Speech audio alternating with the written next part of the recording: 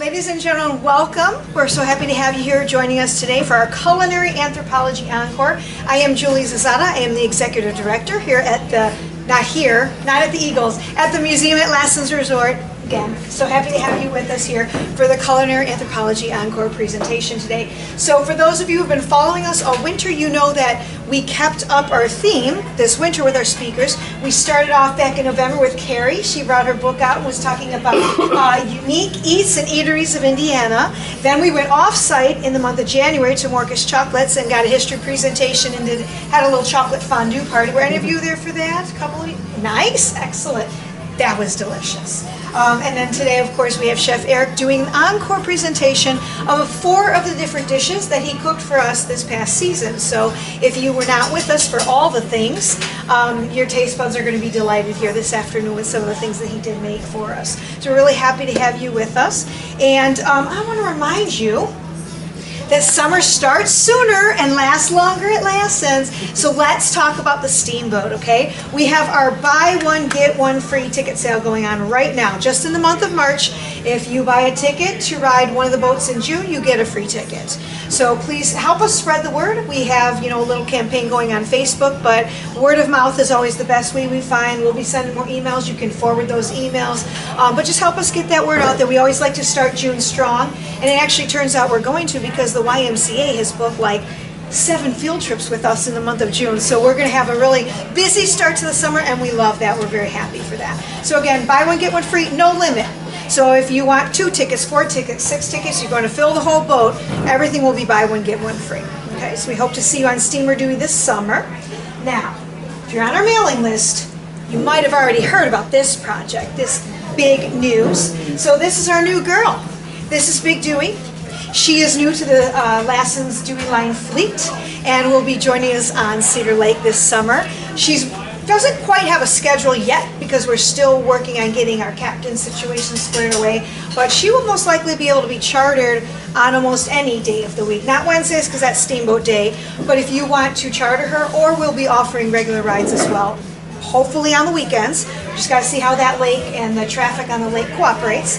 But we are really excited. She is a 20-passenger boat. However, one of those is the captain. So 19 passengers who can be aboard. And we'll continue to tell Cedar Lake history stories. This is a 1987 U.S. Navy whaleboat. 26-foot motor whaleboat Mark 11, built for the Navy. And she was moonlighting as a ferry boat up in Michigan. If any of you have been up to the town next to St. Joseph, Benton Harbor, something. Yeah, this is the next town over.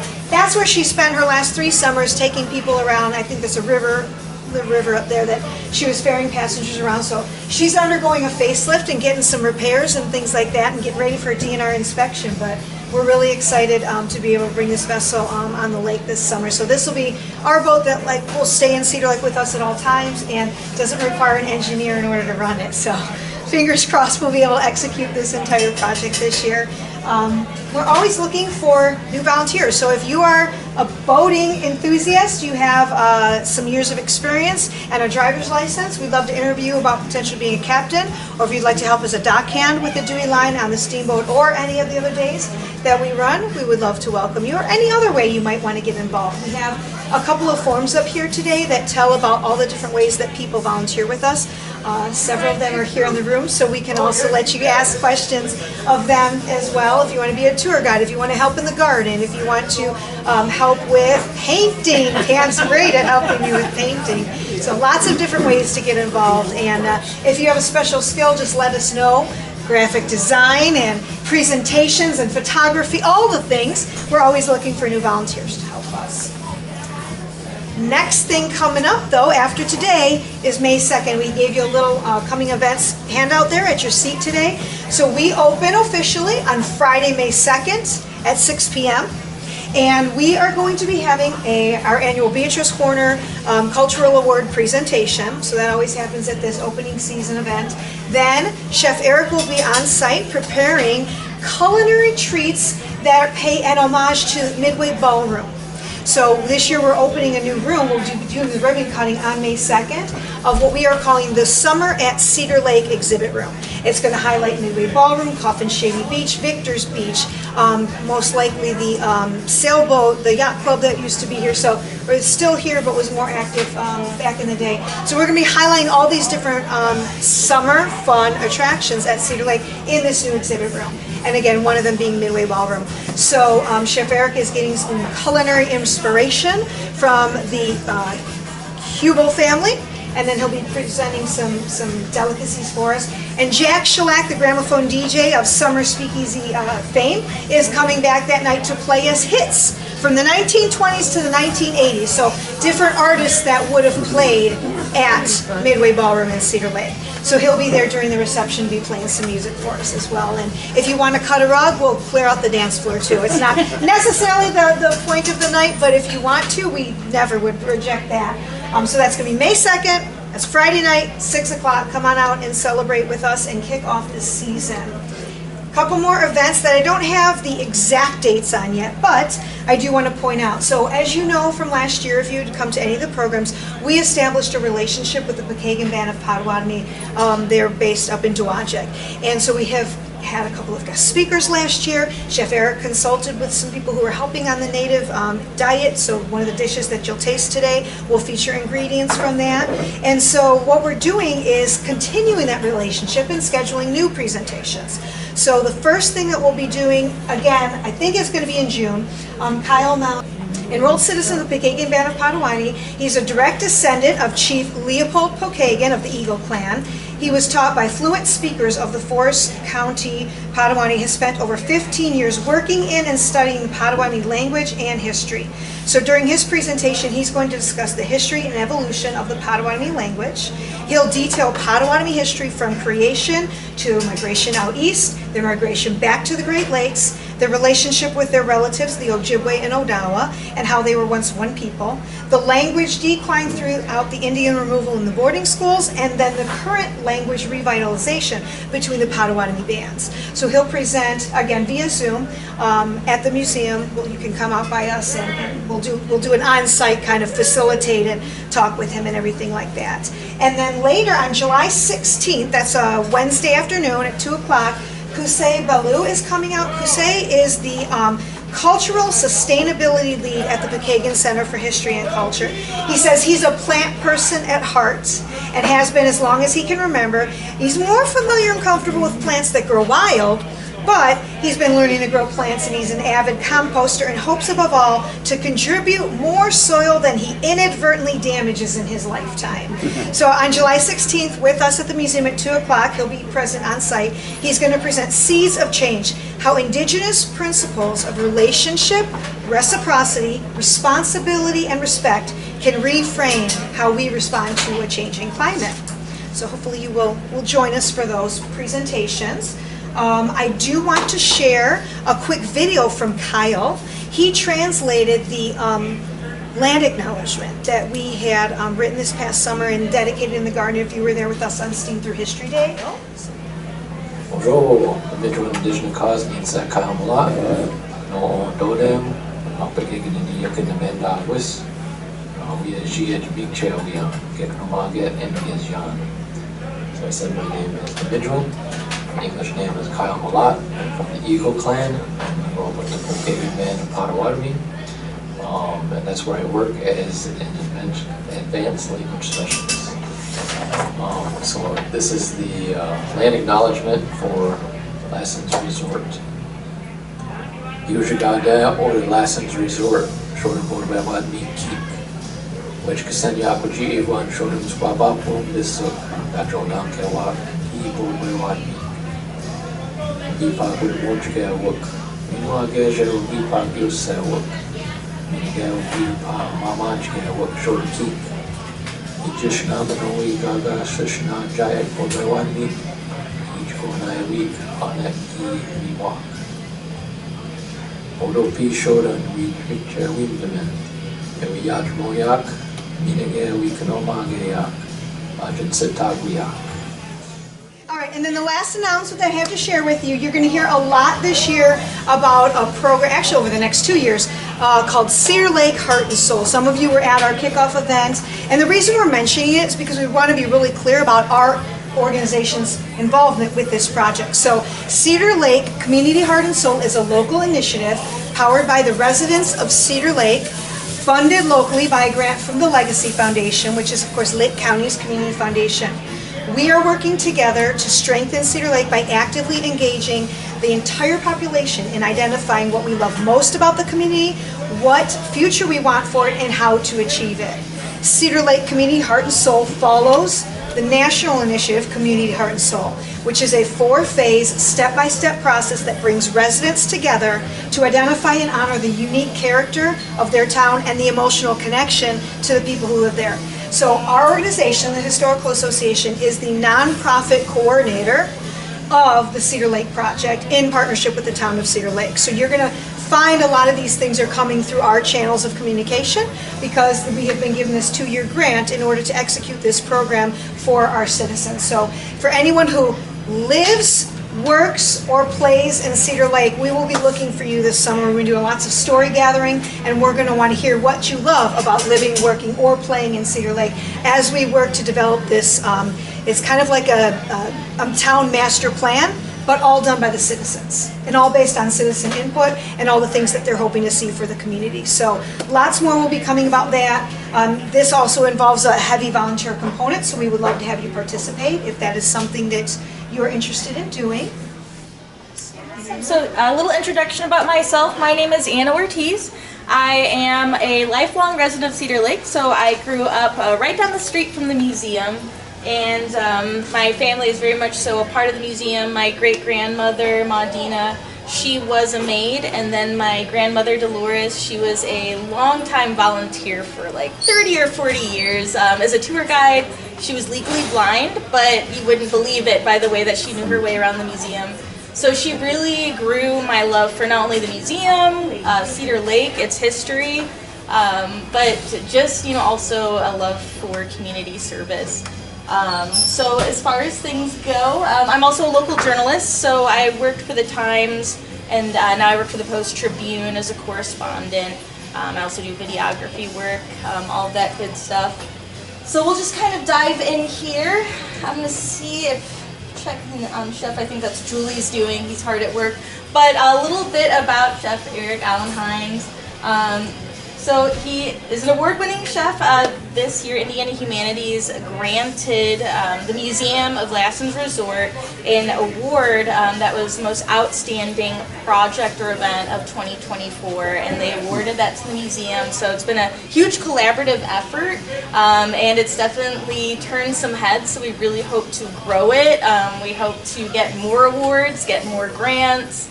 So we're on the right track, and this has just been a great collaboration between us. We also own a business that's so inconspicuous. Hey!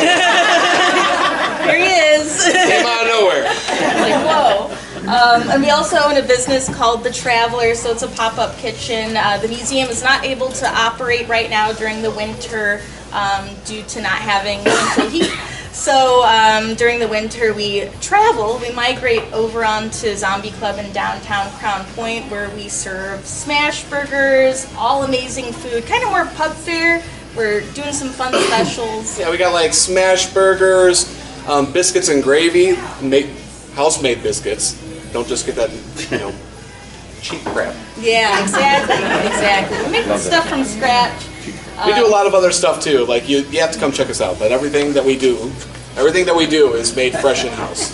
Yes, we're there Wednesday, Thursday, Friday, Saturday. We do takeout if the bar scene isn't your thing. A little bit about culinary anthropology. This is just a little snapshot, a little collage of everything that we've done. So what is culinary anthropology? Some of you are very familiar with what we do and have been here last year. Some of you are new and might be wondering, what is this? So it's the study of how people eat, how food systems change over time, and how food is connected to culture, society, and the environment. Why do we study it, and why are we doing this presentation and program? One of the things that promotes healthier and better eating. It connects us with cultures and history. It gives us insights into the past, preserves traditions, and also unites people, inspires sharing, and is just delicious and wonderful. Is there anything you wanted to? Well, basically, when we started this program, I think one of the questions that all of humanity has is, who are we?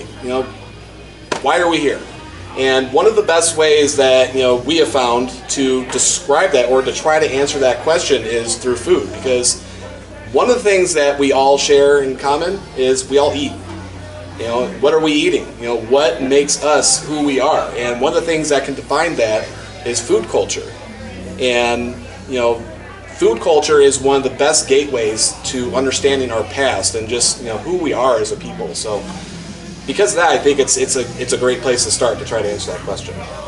Yes, yeah, and it's just a thought experiment too. Like in your head, think about a family recipe, whether it's your own family or maybe a good friend, and a family recipe that was passed down from generations, or that you remember grandma or grandpa cooking up, or mom cooks up, or dad makes, and just this feelings that are associated with that, all of the good memories, all of the good times, and also the joy of just sharing that with other people, bringing other people around that table. Not only that, but how many times, growing up, have you made friends who are of a different culture than you? And at first, meeting somebody different than you can be very uncomfortable sometimes because it's very unfamiliar. But the moment that they invite you over to their house and they give you their food, their traditional food that they grew up with, that's when things really start clicking between you guys. That's when you're really like, oh yeah, like this is delicious. I could totally get down with this. And then from there on out, you build lasting relationships and bonds with, anyone. So it's really a great thing. Awesome. And we're going to go ahead and just quickly go through a little bit of a recap slideshow of 2024 for the museum. Grabbing a few photos. Also, all of the best photos in here are this guy over here, Brendan Ryan, with the camera. So if you like the photos and you're like, I could use some of that in my life, talk to him. So yeah, the first thing was the 2024 season opening. That was back on May 3rd. And we'll be doing that again, just like Julie said. That was when we premiered our Lassen Sparkling Berry Lemonade and our Flapper Girl Popcorn. How many people have had that? Raise your hand if you've tasted that. Okay, so you'll have this year to try it out if you haven't. Erik, if you want to just really quickly describe maybe just what the popcorn is. Or... Yeah, so the Flapper Girl, say that 10 times fast. The Flapper Girl Popcorn was something that, just a very quick eat, a vittel as they say, that really highlights the past of, Lassens. Basically like during the Prohibition era. I know personally in my family, I have family members that used to be Flapper Girls. My great aunt was a Flapper Girl back in the 20s. And so it was something, just to really kind of, start giving us an identity and really like, a stepping stone, a beginning stepping stone into what we do with culinary anthropology. So the Flapper Girl popcorn, it was made with popped in rendered duck fat and then seasoned with white chocolate and lavender and Himalayan sea salt, pink Himalayan sea salt. And so yeah, it's a little bit sweet, a little bit savory, very rich from the duck fat, which a lot of people, like they hear that and they're like, oh really, duck fat? And no, believe me, it melts in your mouth. It's absolutely delicious. Yes, and the lemonade that takes 3 days to make through a long process called oleo sacrum that is from ancient Roman times. And we won't go into all the details of that, but it is a lengthy and delicious process. It's definitely, you can taste the difference between powdered stuff and this. So next is the Taste of Nostalgia dinner cruises, or the Sunset dinner cruises that Julie had talked a little bit about. We did 5 courses, 4 courses out on the lake, 1 you come back and you eat at sunset.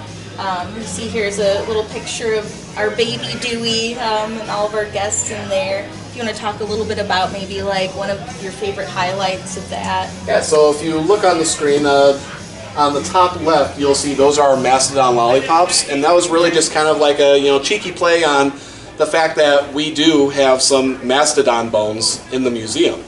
And so I wanted to make something that kind of centered around the fact that we had those mastodon bones.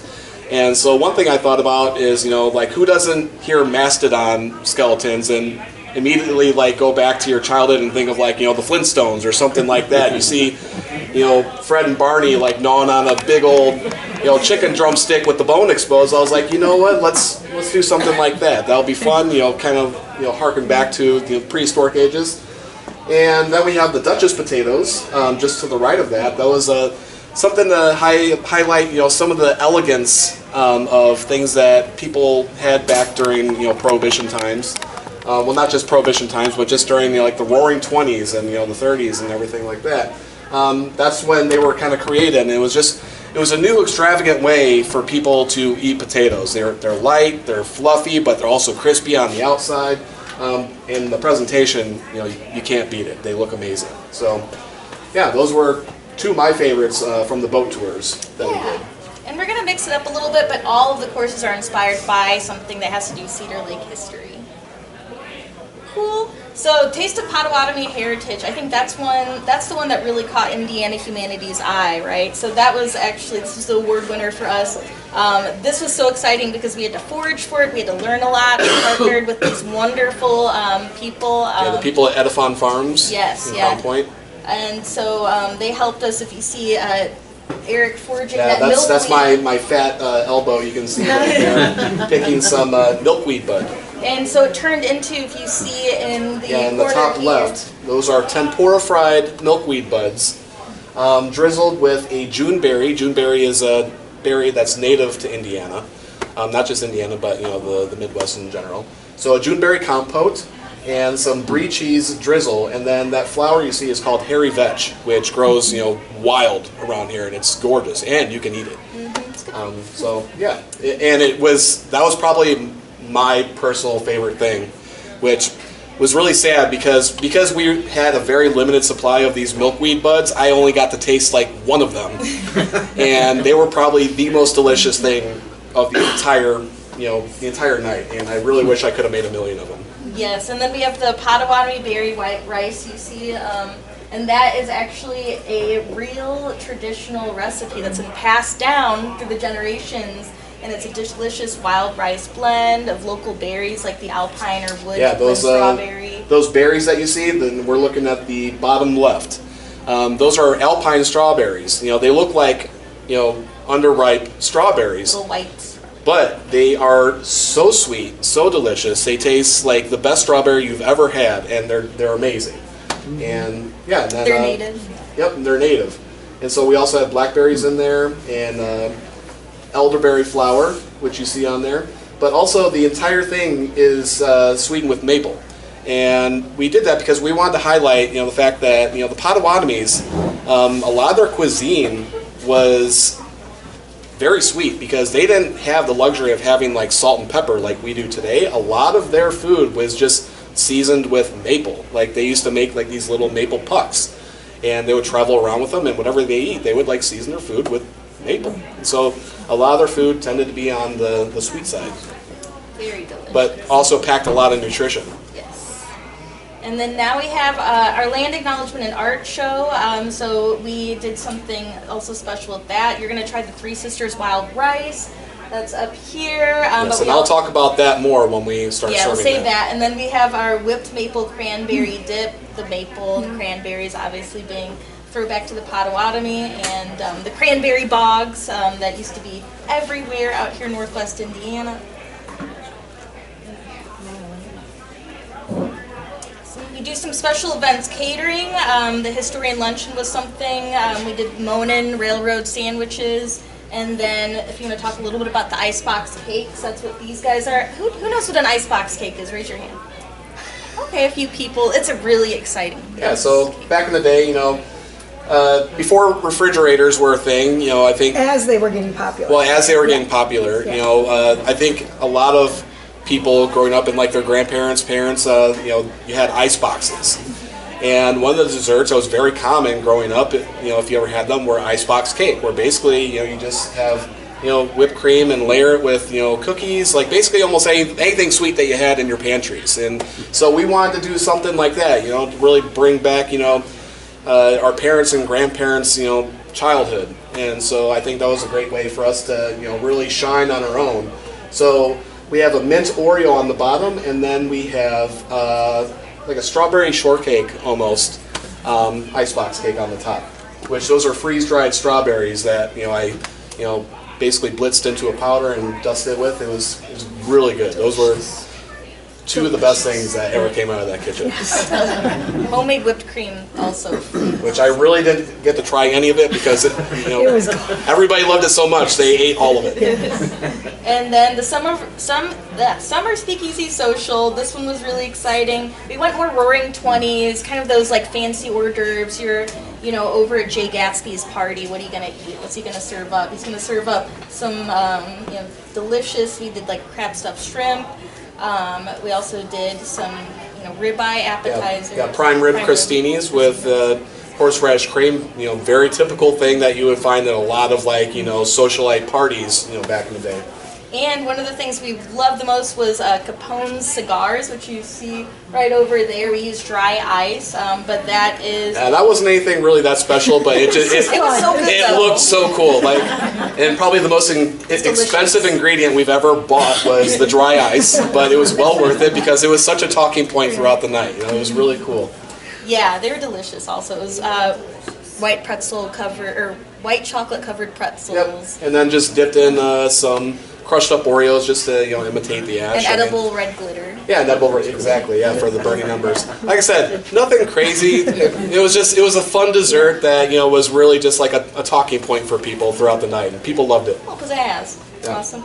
We're almost through flavors of fall. That was the first week of last October. You see our chef jamming out, so I don't really know how to play that well. I'm just kind of figuring out what the strings do. But we had live music, and we featured 3 soups. If you want to just yeah. So on top, that's our butternut squash. It was basically exactly what you'd think, and then it had a sunflower seed gremolata on top, and that was probably the one I got the most comments about. People were like, I've never had butternut squash soup before. It was absolutely amazing. That one probably encapsulated the most of what flavors of fall is, because and the Potawatomi exactly, because they ate a lot of squash. So, and then we have chicken and dumpling on the bottom left. I mean, who doesn't love chicken and dumplings? I mean, enough said. And then on the right of that was, what was that? Smoked cheddar beer. Oh yeah, smoked cheddar beer brat. And that really was something just to kind of highlight, a lot of the German heritage that a lot of us have in this room, I'm sure. This is a very, German heavy area. So it was something that I definitely enjoyed growing up, and I love continuing to make, and everybody else loved it too. So yeah, those are 3 great soups, and I can't wait to hopefully make them again. I think this year I'm probably going to switch it up and do something even better, so we'll see. You have to come to that event to check it out. It's on your list. And our last event that we're highlighting is the Taylor Ice Fest. So one of those things was the stew that you're going to try today, but if you wanted to talk a little bit about... Well, we'll save the stew for... the other elements. Yeah. Oh, yeah. Well, we got the stew, the the Norwegian Rosettes, and then candy cane popcorn. I think the candy cane popcorn is pretty, self-explanatory.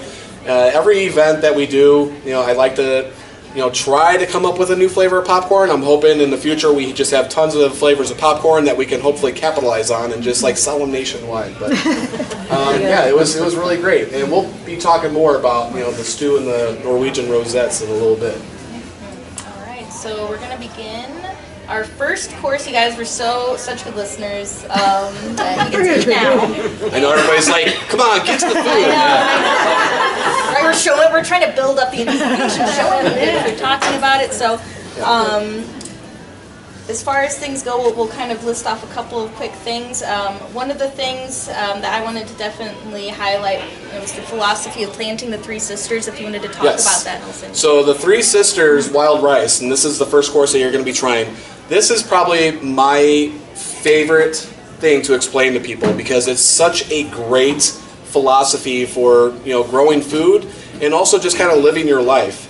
So basically, it's based around the philosophy, the cultivating philosophy that the Potawatomis had which they called it the Three Sisters because in the rice it has, besides the rice, it has corn, beans, and squash. And they planted these three things together because they really helped each other grow. The corn was basically the scaffolding for the beans to grow up around, and then the leaves from the beans would provide shade for the squash, so it didn't, get scorched in the, hot summer sun. And so these things growing together, like when you plant them together, they proliferate, very well. And this kind of just, encapsulated the Potawatomi's, entire philosophy with the world that they lived in. When the settlers first came to America, they saw, Indian tribes, and they saw how they were living. Weeds, bushes growing everywhere. They looked like, they were living on uncultivated land. And so they assumed not just Potawatomis, but all Indian tribes were just feral savages that didn't know how to work the land. When in reality, the Potawatomi and all these other Indian tribes, they had a deep respect for the environment in which they lived in. They didn't see these plants over here and these are weeds. No, that plant right there had a purpose, whether it be medicinal, helping other plants grow, being feed for their animals. So everything had its own place in their culture. And so it really kind of led to the settlers kind of thinking that, like I said, that they're just a bunch of savages, which they couldn't have been more wrong. And nowadays, the more that we learn, through science and everything, we're starting to learn these things about balance of nature and, our place in it. And that's really what this encapsulates. And it's one of my favorite dishes that we make. So we'll go ahead and serve that up to you, and then while you eat, we'll tell you some more fun facts. All right. So while you guys eat, I'm just going to talk a little bit about the Potawatomi. All this information I got from lassensresort.org, from the educational resources. It's a great website. If you've never been on there, it's a wonderful website where you can see the resort map and a bunch of really cool information, and also see all the programs that they're doing. But in the 1830s, various Potawatomi camps were reported in Cedar Lake. There was a summer village on the east side. There's also some agriculture that they were doing on the north side as well. And wild rice is actually grass. It's just... Yeah, wild rice isn't rice at all. It's actually just grass seed. So you guys are all eating grass. It's delicious. But it's also very good for you. We'll ask our friend Kyle how to better pronounce this, but wild rice is known as minomen, or the good seed. It was seen actually as something that was like a gift from the gods to nourish people. The way they actually harvested the wild rice was something that was also some cooperation. So when you harvest wild rice, there used to be wild rice fields or patties out in Cedar Lake, in Lake Michigan, everywhere. Which is pretty interesting because even though it's not technically rice, it still grows almost in the exact same way that rice does, in wetlands. Yeah, so you're going to find it. You see right here, this is an artist's illustration of how they would harvest it. So you see the wild rice stalks here. And so two people would be in a canoe going through the lake. There'd be a person in the back of the boat with a large Y-shaped stick to move the canoe nice and slowly through the plants. So they're going to be in those shallow waters, while the other person in front knocked the plants with two sticks, making the rice fall into the canoe. So it was a very intensive process, but these wild rice areas supported a lot of life, a lot of fish, bugs, amphibians, mammals, birds. So it really was something that was a huge help to the ecosystem. So the next course is actually kind of a 2-in-1. We have the beef stew, and it's also going to be served with a little cornbread muffin, completely made from scratch. I just want to reiterate that this isn't anything out of a box. I went through tremendous labor and pain making these cornbread muffins for you guys. They're actually green chili corn muffins, but it's not spicy, so don't worry. I know there's a lot of sensitive palates out there. Yeah, so the ice cutter stew is the next thing we're going to talk about. So if anyone's gone to the museum, you've seen the exhibits, and you've heard the tour guide tell you a little bit about this, but the Monon Railroad sparked the ice industry of Cedar Lake. By 1890, Philip and Jonathan Armour established ice interests in the area known as Armour. They used ice for their meat packing plant in Chicago so that their products remained fresh as they were shipped. If you've ever driven around the lake on Lakeshore Drive, if you've seen kind of where the bridge is on the west side of the lake, there's a little monument. It's like a little rock that just kind of postmarks where the Armour brothers had their housing and operations. There was the boarding house that we know as the museum today that they dragged across the lake in the winter of 1919 to 1920. So they actually took the entire structure of that boarding house, took it over, and then beyond that, the museum that we see today has been that boarding house and also some additions. Which I just want to reiterate how insane that is. It's crazy. Back in the day, they didn't have the modern machinery that we have today. And it's almost like, to me, like I think about, when they talk about how the pyramids were made, like, how did they do it? They didn't have the tools that we have today. That's insane. Aliens must have done it. I know. But, no, they did it, and they did a great job. I mean, the museum's in one piece. Yes, good for them. So yeah, that's kind of... and then two of the other large harvesters of ice were the Knickerbocker and Consumers Ice Companies. So there's a few other different companies around. If you've ever seen those pictures of like the scaffolding that they use to transport the ice. So we actually went with our beef and vegetable stew because the Armour brothers, if you've ever had their Armour beef stew in a can. Not only that, but like the ice harvesters, when they had their lunch or dinner, like, when they were, working, one of the things that was very common for them to eat was stew, and, kept them warm while they were working. So, I mean, what better thing to, encapsulate this next dish? And plus, the fact that, the Armour brothers had, seeds planted in this area, in this town. So, it's awesome. And it's a very basic stew. Nothing fancy, just a very straightforward stew. Salt, pepper, a little rosemary, got some wine in there. So it's delicious. So yeah, we'll bring that out to you and then we'll tell you a little bit more. While you're all eating the stew and getting your cornbread, just some more fun stew facts, because like beef and vegetable stew seems like a very American thing, but it actually has some really cool roots.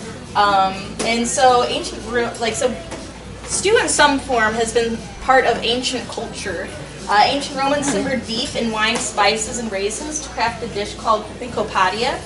Vikings combined meats, beans, and ground bark in hot water over coals to make a dish called scouse. And there's even mention of stewed meat in the consumption of stewed meat in the Old Testament for the Hebrew people. So that's pretty neat. But the modern form of beef stew we're familiar with actually stems from the 14th century France. Nice, that's good, very good. So that was actually a recipe, I don't know how to pronounce his name, Talavant. I know that there's a different French pronunciation. Pronounced like Taliban. He was a royal chef and cookbook author, so that's kind of an interesting part of some culinary history, is that these cookbooks have survived the centuries, so we get to get a little peek into that. But it's really exciting that that's kind of a part of our culture today, because America is such a melting pot of a lot of exciting foods and cultures. So a little bit about the Green Chile Cornbread. This was actually pretty crazy. Because cornbread was kind of the more simpler, side item that we had on our list. I did not expect there to be so much really interesting history about cornbread that I was amazed and very excited about it. Cornbread just is like a part of, the beginnings of not only, the indigenous people here, but also the beginnings, for a lot of the early settlers here. So it's kind of a linchpin in our civilization survival. So it has roots in Mesoamerican, Native American, and African cultures. Corn, which is also called maize, is the most widely planted staple crop on Earth. It was bred from wild grasses in what is now Mexico over 7,000 years ago. So one of the cool things is, why do we have so much corn in Indiana? Because that's the common trope, stereotype of Indiana, corn everywhere. So one of those reasons is that our ground is so fertile, our land is so fertile, that corn was actually, in some areas, the only thing that would grow. Because our soil is so rich, it caused some issues for other crops that the settlers were trying to plant. Corn was something that really thrived in our area. Early cornbread consisted of just cornmeal, water, salt, and was baked over a fire. Without milk, eggs, or sugar, early versions of the bread were different than what you're eating today. But they offered a really important source of nutrients. Native American messengers traveling between villages would carry cornmeal as a source of nourishment. And they take that cornmeal, just mix it with water, and it was just a nice, quick, nutritious, energy-filled meal for them. It's pretty interesting too. I just want to note, when we were researching all this food for you today, we were really taken aback by how much history we found on cornbread. That's probably the one thing we found the most history about. We could talk about cornbread forever. We could literally make this like a 3-hour course just on cornbread with all the information that we found on cornbread. It's crazy. It's crazy. Almost absurd. It is. It's ludicrous. One really crazy interesting thing that I found is, like, I love corn on the cob. When I go to a fair, I beeline for that steamed corn, that sweet corn. So one thing that is really cool is that people didn't really eat corn on the cob in the 1800s and the 1900s because their teeth weren't as good as ours. So they had some, like, brittle, their teeth were like weak and rotten, so they couldn't really chomp the way that we're able to, because we got our modern dentistry and our crest. Yeah, so really cornbread was a result of the fact that people's dental hygiene was so bad back in the day that they literally had to, dry it out, grind it up, and then mix it with water to make it easy for them to eat. They could not eat it off the cob like we do today.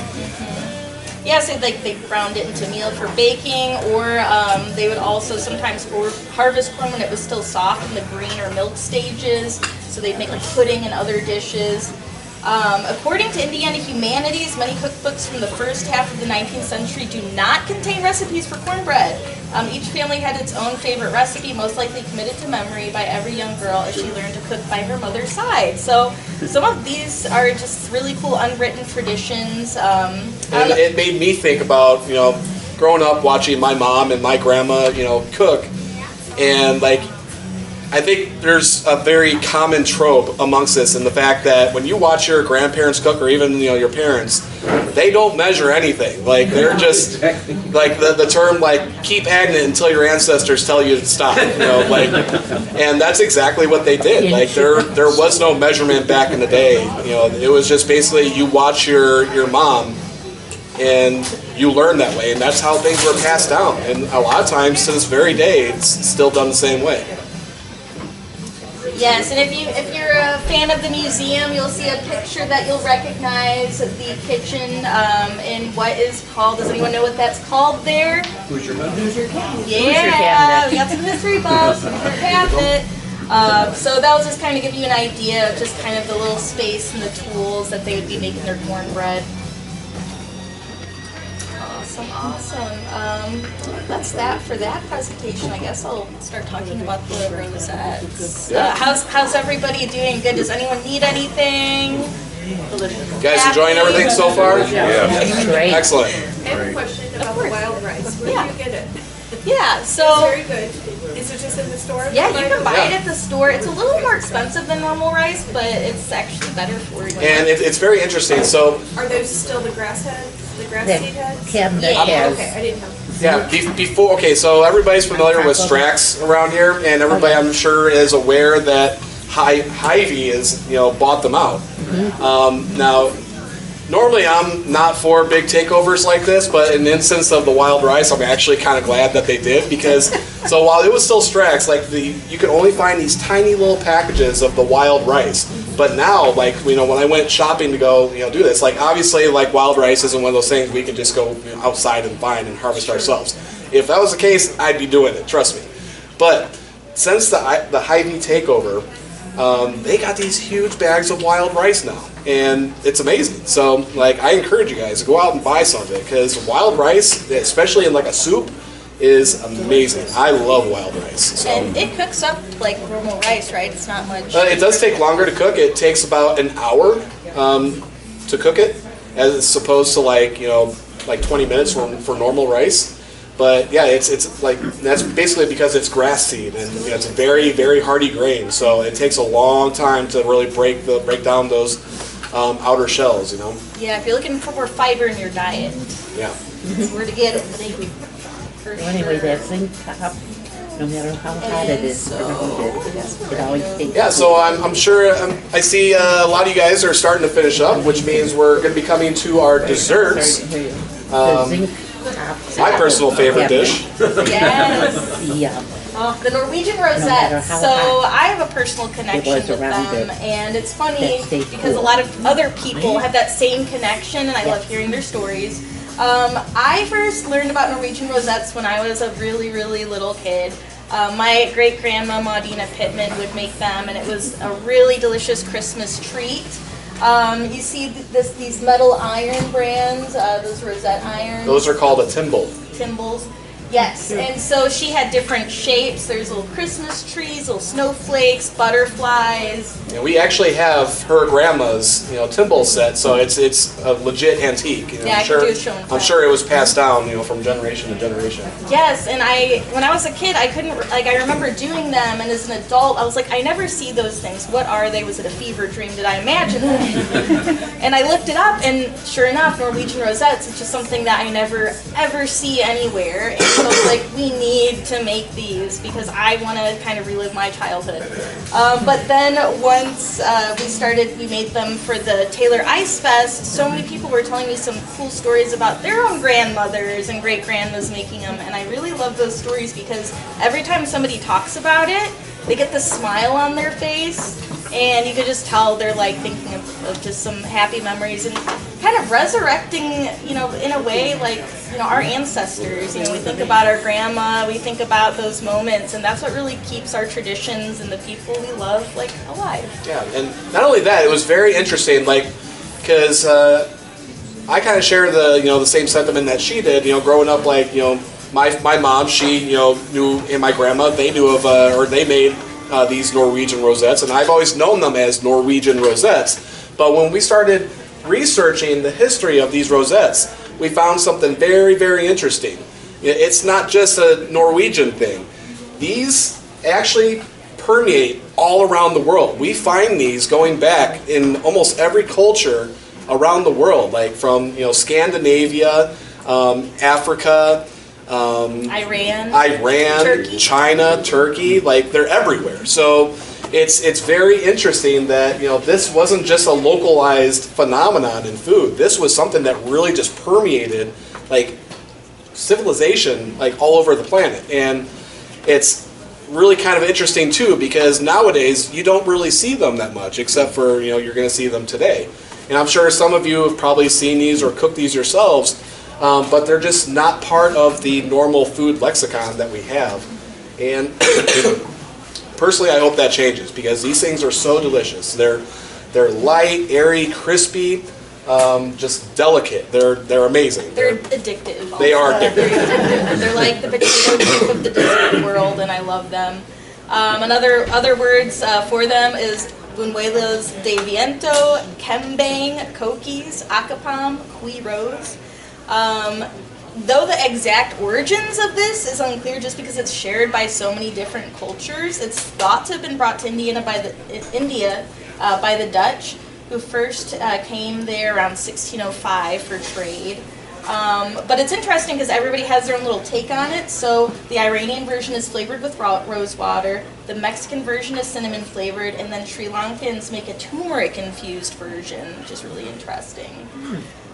Traditionally, though, in the U.S., we just coat them with some yummy powdered sugar and serve them as a Christmas treat. But you can get crazy with these. You can throw some maple They're on them. so versatile. Not only can you use them as a dessert, but you can also use them in savory applications, which there's a lot of high-end restaurants nowadays that actually do that very same thing.